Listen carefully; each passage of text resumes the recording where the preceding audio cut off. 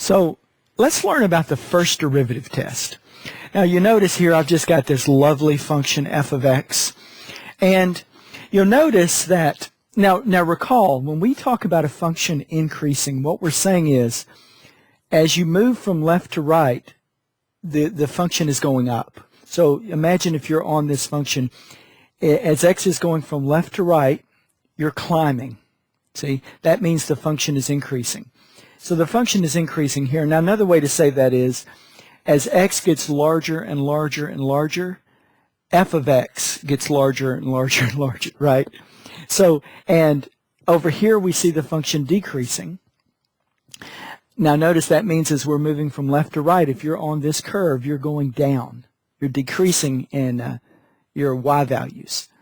So that means your function is decreasing. In other words, a function is decreasing is if as x gets larger, f of x gets smaller. Okay? So, but you know intuitively you can say, okay, the graph is going up here, so my function is increasing. It's going down over here, so it's decreasing. But think about what this means with regard to the derivative. You know, if you draw a tangent over here, any place where this function is increasing, and you look at the slope of that tangent, that slope is going to be positive. So all over here, no matter where you draw the tangent, the slope of that tangent line would be positive. In other words, over here, f prime is greater than 0. All this over here, all the way up to this point right here. Now likewise, if you go over here where the graph is decreasing and draw a tangent, no matter where you draw the tangent over here where the graph is decreasing, you would note that that line would have a negative slope. In other words, over here, f prime would be less than 0. Now what about here at the top? Well, here, if you drew the tangent, you would just have a horizontal line. So the slope of a horizontal line is 0. So remember what the derivative tells us. It tells us the slope of the tangents.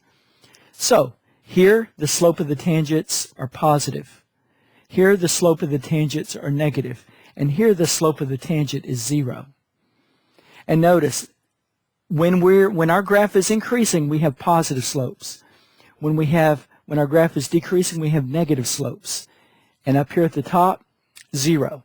Now of course, here the first derivative is negative. Well, over here, finally the graph is increasing again. We have these positive slopes. We have f prime is greater than 0. Now, here is a low point, a minimum, and the derivative is undefined there. You know, I meant to draw that as just a sharp point. So f prime is undefined. It does not exist. I'll just say does not exist there. Okay, so f prime does not exist at that sharp point, at that f of x sub 2. So here's what we have. There are critical numbers. Critical numbers that we're looking at here. They are x sub 1 and x sub 2. And remember why we call them critical numbers. Because we define critical numbers to be such that the first derivative, if c is a critical number, then the first derivative evaluated at c is either 0 or undefined. So in other words, f prime of x sub 1 is equal to 0. You can see that here. And f prime of x sub 2 does not exist. That makes those critical numbers. Now let's take note of something here. Let's consider where this graph is increasing. You know, in terms of x. Well, it's increasing all over here. You know, and this arrow indicates this goes on forever to the left. So from negative infinity to x1. That's where it's increasing. So if you look at this interval over here and want to describe that interval, it's just negative infinity to x sub 1. Now, that's not the only place it's increasing. It's increasing over here.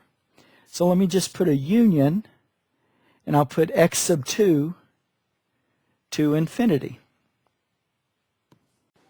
So this is where the graph is increasing. Now let's check out where the graph is decreasing.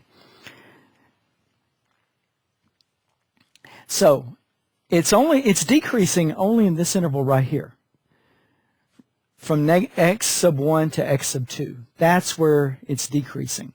So let's go ahead and put that down, from x sub 1 to x sub 2. Now, let's think about what we have here. We know where the graph is increasing and we know where it's decreasing. In other words, we know where the first derivative is positive and we know where the first derivative is negative. Now let's just look at the graph here. The first derivative, while this graph is increasing, it's positive. So look at this. It's positive. The first derivative is positive. Then it switches over to negative. So our first derivative goes from positive to negative. The first derivative goes from positive to negative. Well, that's how we're going to identify where a maximum occurs. The first derivative went from positive, and then it hit a place where there was a critical number, and then it switched over to negative, and that indicates that we have a maximum. See? So the first derivative transitions from positive to negative. Now let's look at the other one. Here was a minimum, and notice our graph was decreasing, then it started to increase over here. So the first derivative was negative, then it was positive. And you can see there we have a minimum. So here's what happened. The first derivative, it went from negative, hit that critical point place, that critical number, x sub 2, and then it went to positive, and that indicates we have a minimum. So this is the idea with the first derivative test. Let's look back at the graph. Notice that this graph, let's think about x1 and x2 here. At both of these critical numbers, the graph is continuous, right? It's continuous at x1, it's continuous at x2. Now, also notice that you can make a little neighborhood around each one of these where the function is differentiable. So, here's the situation. Let's think about x1. The graph is continuous at x1. It's differentiable on a little interval about x1. The same thing for x2. x2, it's not differentiable at x2, but it is continuous, and it's differentiable in an interval about x2. So what you need is you need continuity, and then you need a little bit of graph on either side where the function is differentiable. And when you have that, you can use the first derivative test. If the first derivative goes from positive to negative, you've got a max. If it goes from negative to positive, you've got a min there. Now let's look at an example. Let's suppose that we've got f of x equals 1/3 x cubed. 1/3 x cubed. Let's say plus x squared minus 3x plus 5. And I want to see what the first derivative can tell me about this function. Now, mainly what the first derivative is going to tell me is where this function is increasing, where it's decreasing, and where I have maxes and mins. So let's see how that works.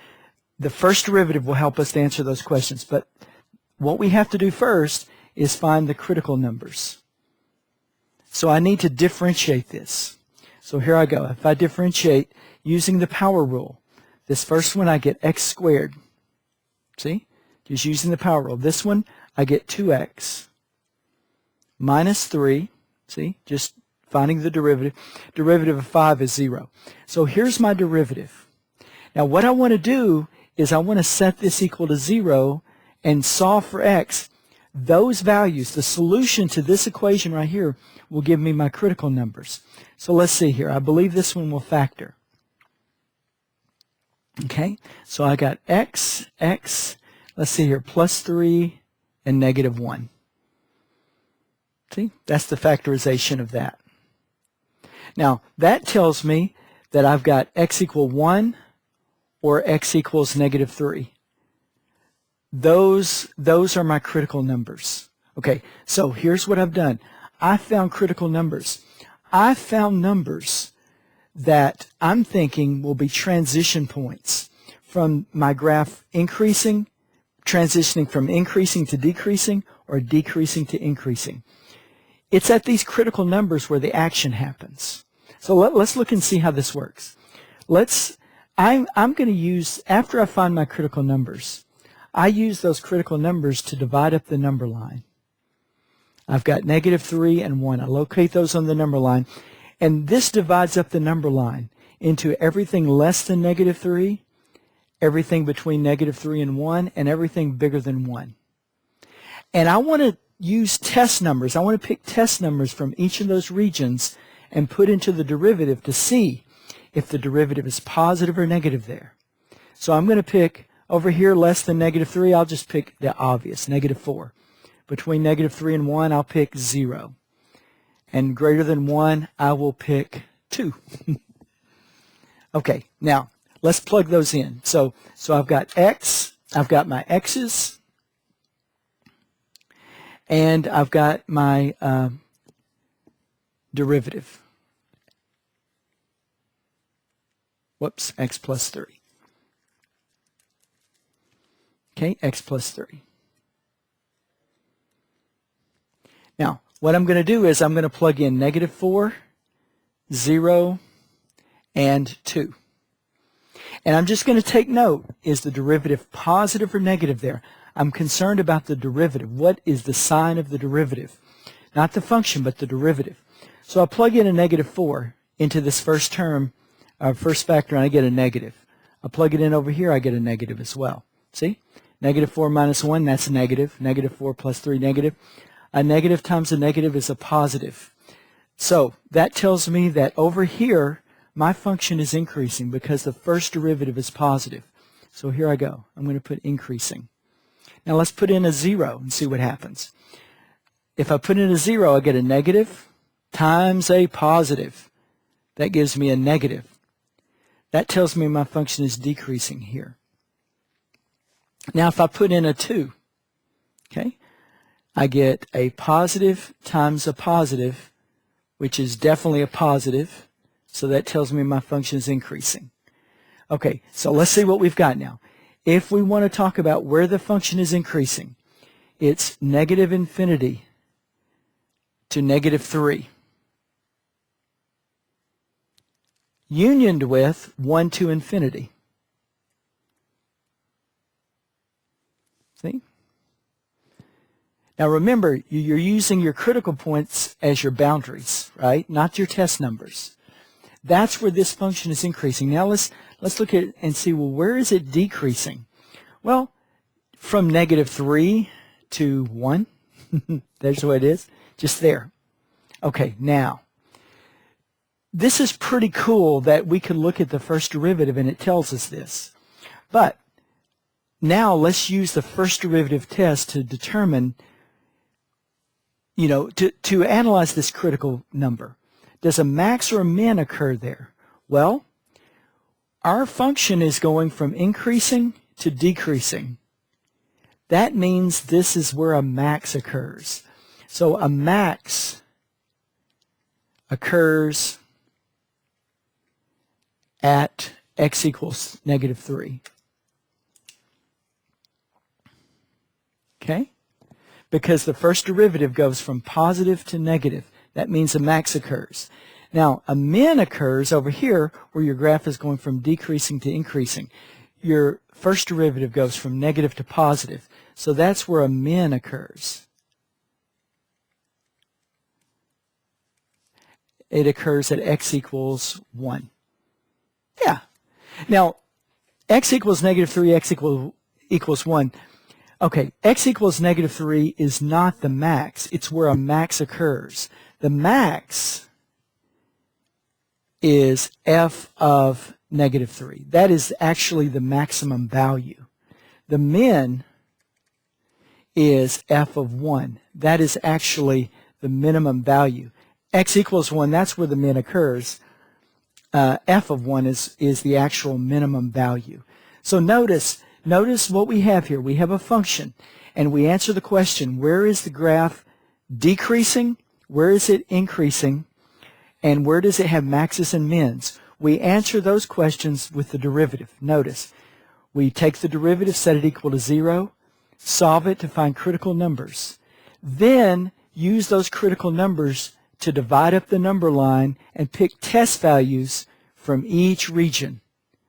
We plug those into the first derivative, not the function, the first derivative, and take note of the signs.